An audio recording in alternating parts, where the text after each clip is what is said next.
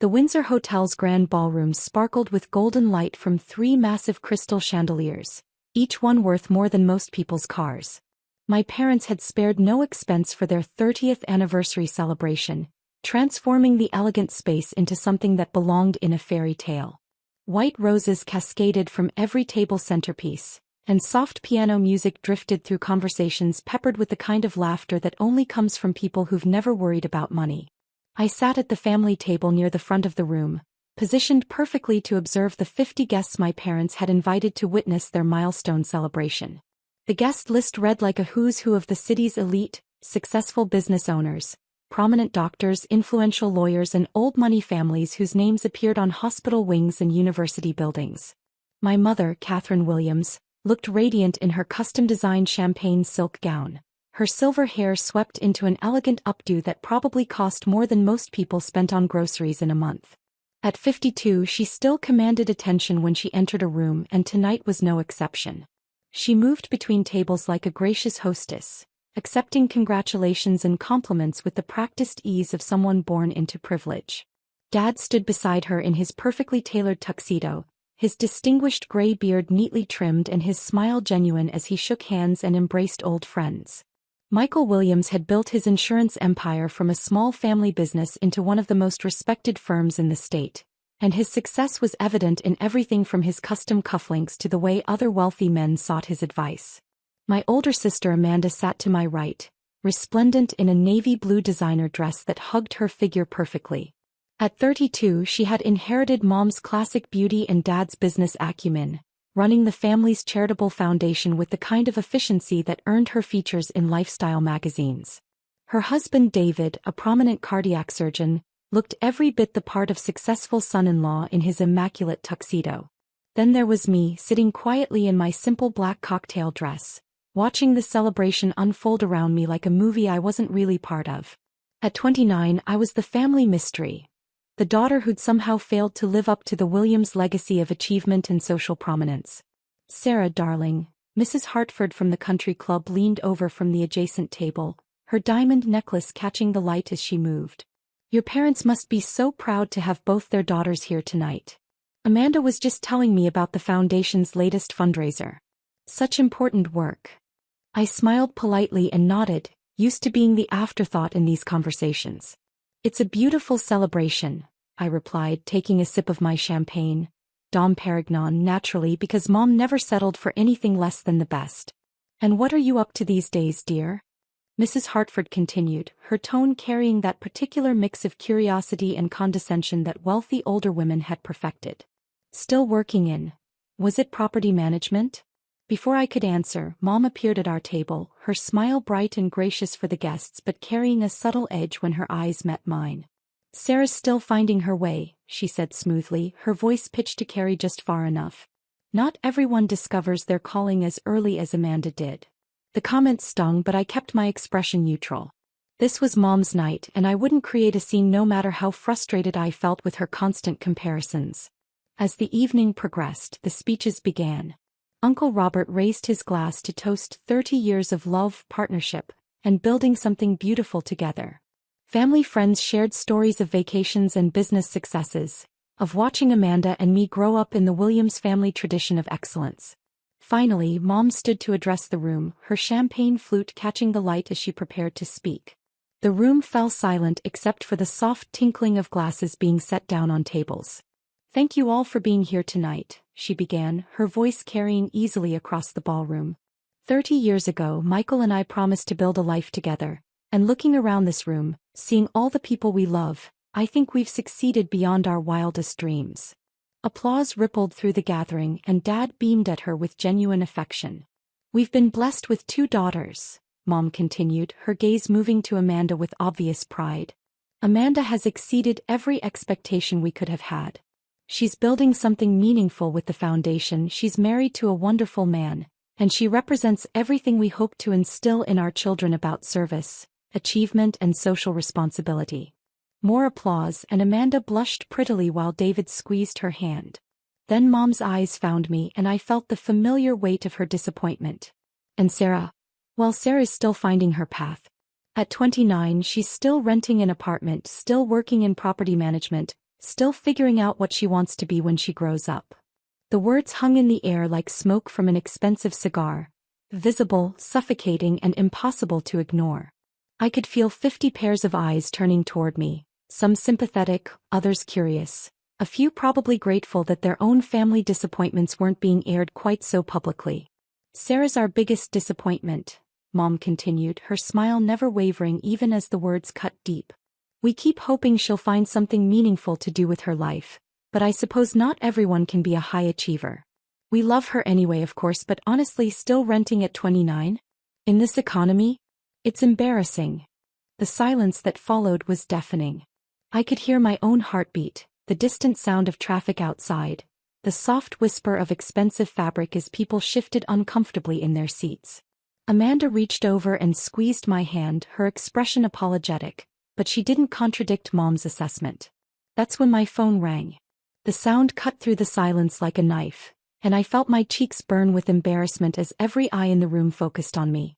I started to decline the call, but then I saw the name on the screen. James Morrison, my property manager. "I'm so sorry," I whispered, starting to stand. "I should take this outside." No, Mom said, her voice carrying a note of frustration. "By all means, take your work call.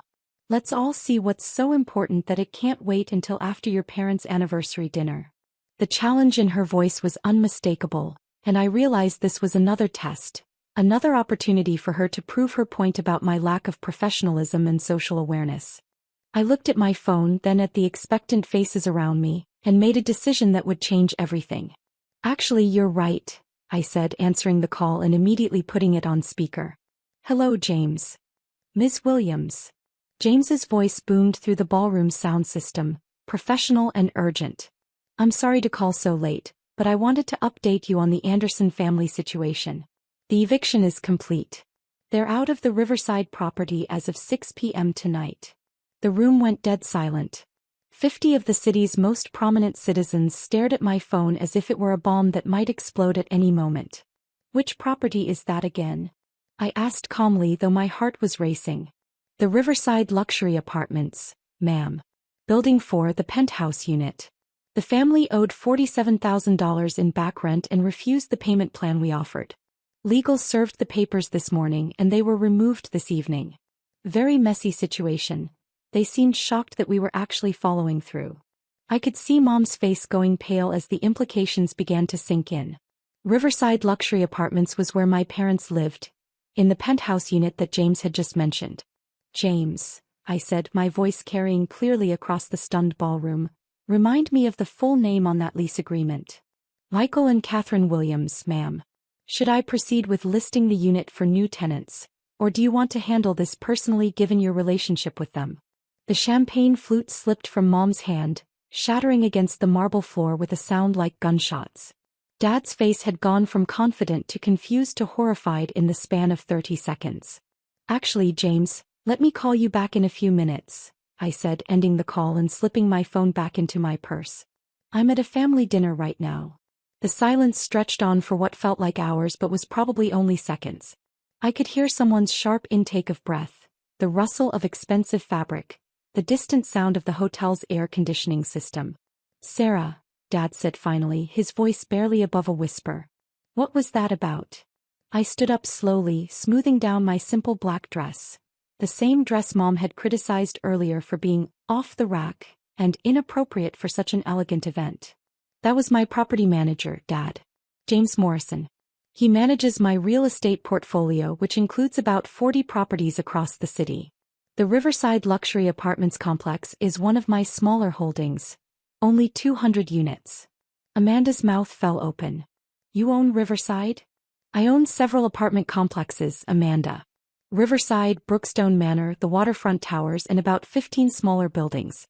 I've been building my real estate empire for the past 8 years, starting with a small duplex I bought with my savings and gradually expanding." Mom found her voice, though it came out as more of a croak. But you're a renter. You live in that tiny apartment downtown." I smiled, the expression genuine for the first time all evening. "I live in the penthouse of my own building downtown, Mom. The building I bought 3 years ago for $12 million. I keep my living space modest because I prefer to reinvest my profits rather than flaunt my wealth. Mrs. Hartford leaned forward, her earlier condescension replaced by fascination. How much is your portfolio worth, dear? Conservatively, about $85 million. Though my accountant thinks we'll hit $100 million by the end of next year if the current market trends continue. The number hung in the air like a revelation. $85 million. More money than most of the people in this room would see in their lifetimes, and I'd earned every penny of it while they assumed I was a failure. But we live at Riverside, Dad said, still struggling to process what he'd heard. We've lived there for 12 years. I know, I replied gently. I bought the building 5 years ago from the previous owner when he was facing bankruptcy.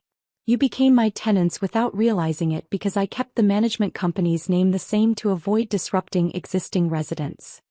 And the eviction? Mom asked, her voice small and frightened.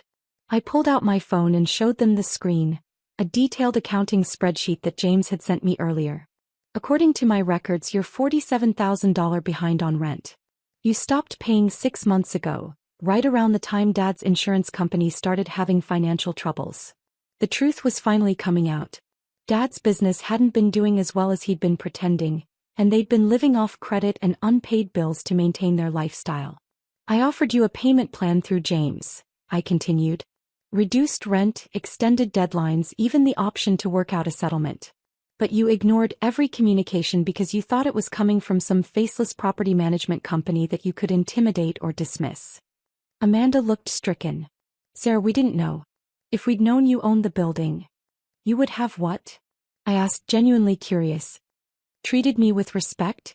Acknowledged my success? Or would you have assumed I was lying, the way you've dismissed everything I've accomplished for the past 8 years? The room was still silent, 50 guests bearing witness to the most dramatic family revelation any of them had probably ever seen. I could see phones being discreetly pulled out as people realized they were watching the kind of story that would be talked about at country club luncheons for months. The eviction notice is real, I said, addressing my parents directly. James followed proper legal procedures and you've been officially removed from the property. However, I'm going to make you an offer. Dad straightened slightly, hope flickering in his eyes. I'll let you move back in, I continued. Same unit, same view, same building you've called home for 12 years.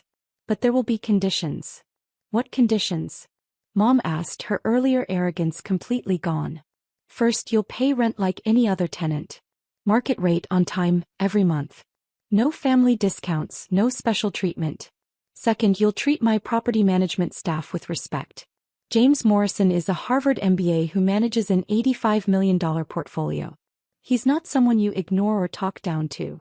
I paused, looking around the table at my family's faces. And third, I said, my voice carrying clearly across the silent ballroom, you'll stop introducing me as the family disappointment. As I'm not renting, Mom. I'm the landlord. The room erupted in whispers and murmurs as the full impact of the evening's revelations sank in. Mrs. Hartford was staring at me with undisguised admiration. Other guests were pulling out their phones, probably looking up property records or trying to verify what they'd just heard. Dad stood up slowly, his face a mixture of shame and amazement. Sir, we had no idea. Why didn't you tell us? Because every time I tried to talk about my work, you cut me off or changed the subject, I replied honestly. When I bought my first duplex, you told me I was wasting my money. When I expanded to my second property, you said real estate was too risky for someone without experience. After a while, I stopped trying to share my successes with people who were determined to see me as a failure. Mom reached for my hand, her eyes bright with tears. Sweetheart, I'm so sorry. I had no idea what you'd accomplished. Can you ever forgive me? I looked around the ballroom at the 50 guests who had witnessed her public humiliation of me and my equally public vindication. Then I looked at my parents, flawed, proud, stubborn people who had loved me imperfectly but consistently. Of course I forgive you, I said, squeezing Mom's hand. But things are going to be different going forward. I'm not your disappointment and I'm not your little girl who needs guidance. I'm a successful businesswoman who happens to be your daughter. James called back as the evening was winding down, and I answered on speaker again, this time with my parents' permission. Ms. Williams, I've had the penthouse cleaned and prepared for new occupancy. Should I start showing it to prospective tenants tomorrow? I looked at my parents who were watching me with a mixture of hope and anxiety. Actually, James, hold off on listing it. The previous tenants are going to be applying for retenancy. Please send them the standard application and run their credit checks. If they qualify and agree to our terms, they can move back in next week. Very good, ma'am. I'll prepare the paperwork. After I ended the call, Dad cleared his throat. Sarah, about the back rent. Consider it a 30th anniversary gift, I said with a smile. But the slate starts clean from next month. Deal. Deal, Dad said, extending his hand for a formal handshake. And Sarah, I'm proud of you. More proud than I've ever been. As the evening ended and guests began to leave, I found myself surrounded by business cards and invitations. Mrs. Hartford wanted to discuss investment opportunities. 3 different men asked if I was looking for partners in new ventures. Amanda hugged me tightly and whispered that she'd always known I was destined for something special. But the moment that mattered most came when Mom pulled me aside as we were leaving. I was wrong tonight, she said quietly. You're not our disappointment. You're our surprise. And I think that might be even better. Walking out of the Windsor Hotel that night, I realized that sometimes the best revenge isn't destroying the people who underestimated you. It's succeeding so completely that they have no choice but to see you clearly for the first time. The next morning, James called to tell me that my parents had submitted their rental application along with a heartfelt letter apologizing for their past behavior and requesting the opportunity to be model tenants. I approved their application immediately. After all, they were family. And now finally they knew exactly who I was.